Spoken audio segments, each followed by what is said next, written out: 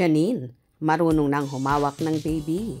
Bagay na nga bang magkaanak sila ni Jericho?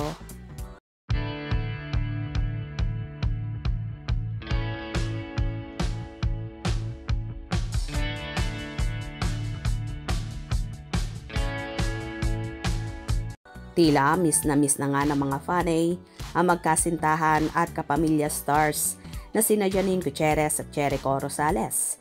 May mga pa-throwback videos at photos ang Ikonen supporters na naganap sa hit serye nilang Lavender Fields. Ayon sa isang fan, happy family. Sa alaala lang pala ang cute na mag-ina, sana Irish and her son, kung saan larawan ni Janine at Jericho na may kargang baby ang actress. May hanas naman ang ilang fans at sinasabing sana totoo. Sana sa totoong buhay, magka-baby na rin sila. Bagay na bagay, maging mag-asawa. Bagay silang may baby.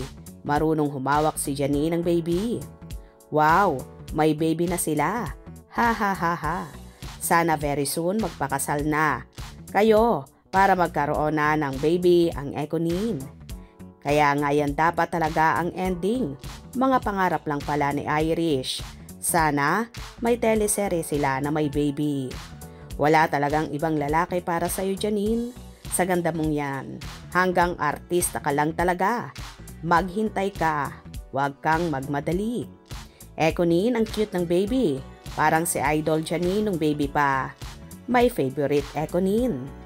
Ikonen, forever.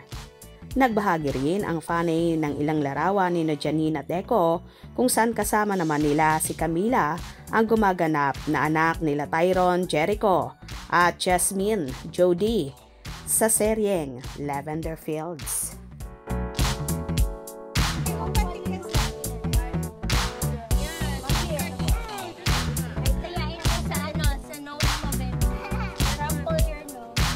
So cute din ang mga larawan na ibinahagi ng mga fanay at bagay na bagay talaga sa Ikonen na magkaroon na ng baby girl or baby boy.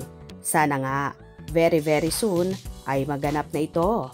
Posible nga ba kayang mabigyan na ng apo ni Janine ang inang si Lotlot de Leon na may request na sana raw bago siya mag 60 years old ay magkaroon na siya ng apo sa kanyang mga anak.